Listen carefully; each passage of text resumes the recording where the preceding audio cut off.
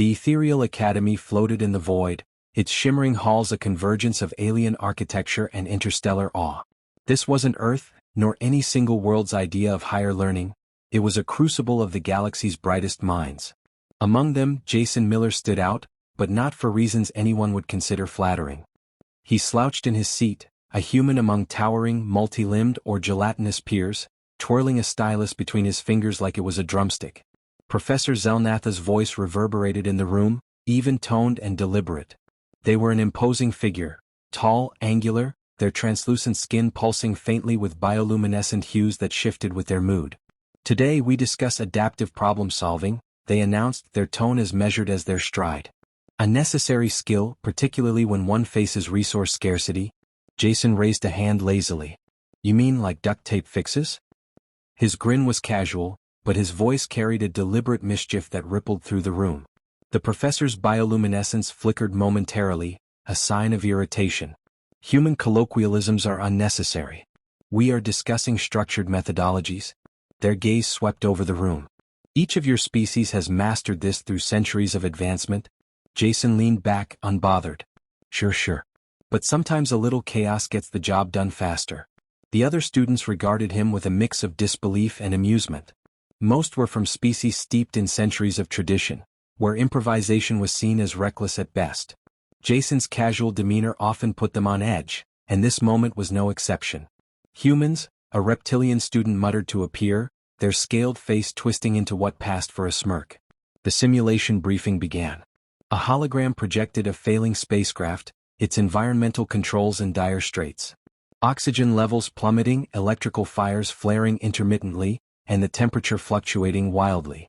Each student had to present a plan to stabilize the situation using only the items listed in their virtual toolkit. Jason scanned the list. Standard tools, a few pieces of scrap metal, and something labeled assorted adhesives. A grin tugged at the corner of his mouth. Zelnatha's voice cut through his thoughts. Each approach must demonstrate logical precision. Improvisation will only exacerbate the crisis. Their words were directed at the class, but the slight pause in their gaze made it clear Jason was the intended audience. Logical precision, Jason murmured under his breath, his grin widening. Right? As the students began their analyses, Jason's mind buzzed with ideas. He wasn't the smartest in the room, not by a long shot, but years of growing up with duct tape and stubborn appliances had given him a knack for thinking outside the box. His stylus tapped against the desk rhythmically as he sketched out possibilities, each more unorthodox than the last. Across the room, Zelnath observed him, their bioluminescence flickering again. Something about this human's demeanor unsettled them. The academy prided itself on fostering discipline, logic, and structure. Yet this human carried himself as if the universe itself was just a particularly annoying puzzle waiting to be solved. The simulation began with an ominous hum as the holographic spacecraft materialized, its systems flashing red with failure alerts. Oxygen depletion was imminent, electrical surges sparked throughout the cramped corridors, and the temperature controls were spiraling out of control. Students immediately launched into action, their methods precise and by the book.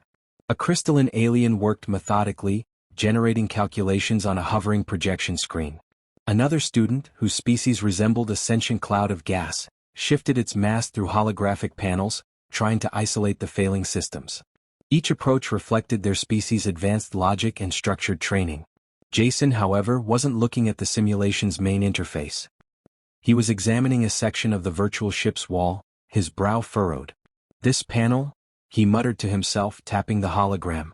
A message appeared, decorative material, no functional purpose. His grin returned. Zelnath approached, their bioluminescent form radiating calm authority. Cadet Miller, they said, voice clipped. You have not initiated your procedural diagnostics. Time is critical. Jason shrugged, pulling up the toolkit inventory. Diagnostics are great, but if this were real life, you think anyone would have time to wait for those? Sometimes you've just got to get your hands dirty. Without waiting for approval, he simulated prying off the decorative panel. Behind it, holographic wiring glowed faintly. Jason's fingers flew over the controls as he simulated using spare wires and adhesive strips from his toolkit to create a makeshift bypass for the ship's power system. Cadet? Zelnatha's voice rose slightly, an unusual display of emotion. That panel is non-functional. It is not intended to be tampered with. Jason smirked over his shoulder. Good thing no one told the wires behind it. The hologram flickered as his improvised solution rerouted power to critical systems, momentarily stabilizing the oxygen supply. Across the room, the other students paused, their simulation still running through lengthy calculations. A bulky, quadrupedal student spoke up, their voice low and gravelly. Is that even allowed? He's not following protocol. Jason leaned back, his arms crossed casually. Protocol's great if you've got time. But if you're choking on recycled air, you'd be glad someone thought to check the decorative panels. The murmurs around the room grew louder. Some students appeared impressed, others disdainful. Jason's actions had disrupted the rigid atmosphere of the classroom. Zelnatha's bioluminescence flickered erratically as they addressed the class. Improvisation like this introduces uncontrolled variables. While it may seem effective in the short term, it creates cascading risks. Observe. The professor gestured, and Jason's simulation adjusted to reflect potential side effects. The bypass he created overloaded another subsystem, sparking a small holographic fire in the cargo hold. Jason winced slightly but didn't back down. Sure, but we're still breathing, he countered. You can fix a fire if you're alive to deal with it. Several students exchanged glances, some nodding reluctantly. The professor's voice dropped in tone, their frustration barely concealed. Human, we cannot behave this way in front of everyone. I am your teacher, and you are here to learn structure, not chaos. Jason's grin faded slightly as he met Zelnatha's gaze. With all due respect, Professor, chaos is where humans shine. The simulation continued, and though Jason's methods were unorthodox, the results couldn't be denied. The oxygen levels stabilized, and while new problems arose, his quick thinking kept the virtual crew alive far longer than many other approaches. Around the room, students began revisiting their plans, subtly incorporating elements of Jason's improvisation. Zelnath stood silently for a moment, watching the ripple effect of Jason's actions. Their bioluminescence dimmed to a steady glow, signaling contemplation rather than anger. Still, their voice was firm as they addressed the class. Human intuition may seem impressive, but it must be tempered by discipline. This is not an excuse for reckless behavior. Jason nodded but didn't look apologetic. Reckless? Maybe. But you know what they say about desperate times. The professor's gaze lingered on him for a moment longer before turning to the rest of the students. The simulation timer continued to count down, but a subtle shift had taken place in the room. Jason's disruptive presence had forced everyone to reconsider the value of improvisation, even if they weren't ready to admit it. The simulation shifted into its next phase, ramping up the complexity. Oxygen levels plummeted faster, electrical systems short-circuited across multiple zones, and an automated voice began announcing cascading failures. Students scrambled to adjust their strategies, panic creeping into their otherwise calculated approaches. Jason's setup, while still holding, began to strain. The makeshift bypass sparked under the simulated load, and the ship's lights flickered ominously. He leaned forward, running a hand through his hair as he assessed the damage. His mind raced, trying to find the next step. Zelnath stood nearby, their bioluminescent hues oscillating rapidly. They turned to Jason, their tone edged with frustration. This is precisely the problem with your methods. You've created a system that cannot handle the pressure of escalating variables. Your solution is failing? Jason clenched his jaw. Yeah, well, last I checked, no one else is keeping the oxygen running. If you've got a better idea, now's the time. The professor's glow intensified, a clear sign of their irritation.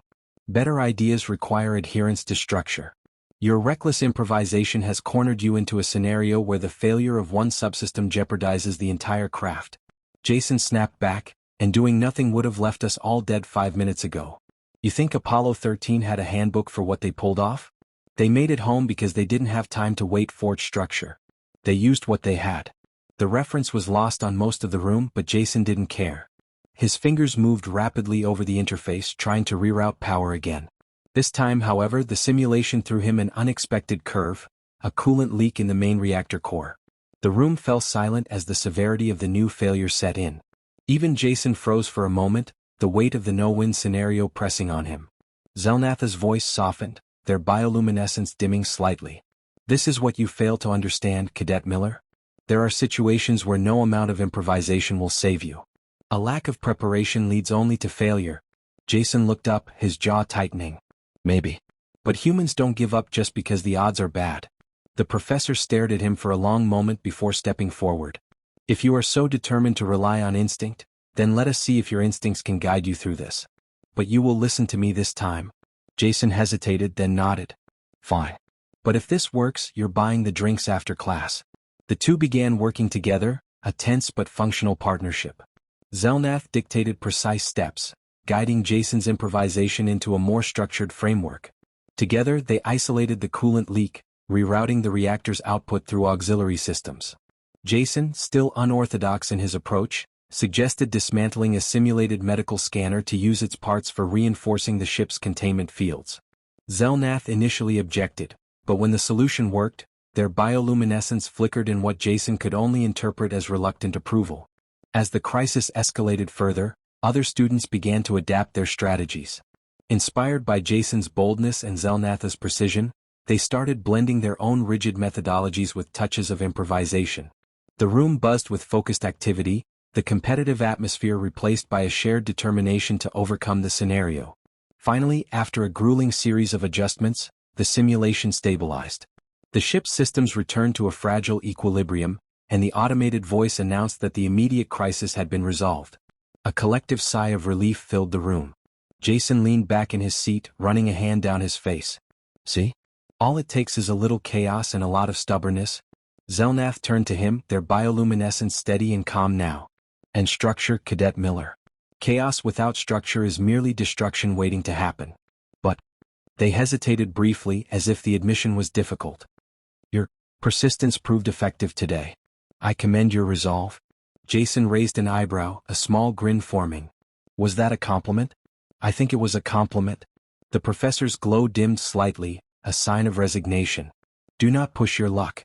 The room erupted in a mix of applause and murmured conversations as the students began to reflect on what had just transpired. Jason's approach had been unconventional, even reckless at times, but it had forced everyone to reconsider the limitations of their own methodologies. For the first time, they saw value in combining their strengths with the unpredictability of human ingenuity. Zelnath remained silent, observing the class. Though they wouldn't admit it aloud, they couldn't shake the realization that the humans' chaotic methods might have merit. In the face of disaster, it was not logic alone that saved the day, it was the willingness to adapt, even when the odds seemed insurmountable. The simulation ended with a final chime, signaling the completion of the exercise. The room was quiet, the tension of the crisis still lingering. Students exchanged glances, their expressions a mix of exhaustion and grudging respect. Jason leaned back in his seat, arms crossed, as a faint grin tugged at the corner of his mouth. Professor Zelnath stepped forward, their bioluminescence steady and neutral, a stark contrast to the earlier flickers of irritation. Class, they began, their tone calm but deliberate. Today's exercise was designed to challenge your capacity for adaptive problem-solving under extreme duress. The results were illuminating. They turned their gaze toward Jason, who straightened slightly, unsure if the attention was good or bad. Cadet Miller's methods were unconventional and frequently bordered on reckless, Zelnath continued. However, the pause was long enough to draw the attention of the entire room. His approach highlighted a critical gap in many of your strategies. Rigidity and reliance on predetermined solutions can be fatal in scenarios where variables shift unpredictably. Jason blinked, genuinely surprised. He hadn't expected even the faintest praise, much less an acknowledgement of his chaotic style. He rubbed the back of his neck, trying to play it cool. Well, sometimes you just gotta wing it. Zelnath's bioluminescence dimmed slightly, a clear sign of exasperation. Your terminology continues to grate, Cadet. But your point, while clumsily expressed, is not without merit. In the face of unprecedented crises, adaptability is as vital as preparation. The other students murmured among themselves, some nodding thoughtfully. For all their advanced methodologies and intricate calculations, it had been the humans' audacity that forced them to reconsider their assumptions. They had spent years mastering precision, yet here was a species that thrived on making the impossible work with duct tape and determination. As the class began to disperse, Jason gathered his things, preparing to leave. He was halfway to the door when Zelnath called out, "Cadet Miller." A word. Jason hesitated, glancing over his shoulder. Sure. What's up?" Zelnath waited until the room was empty before speaking.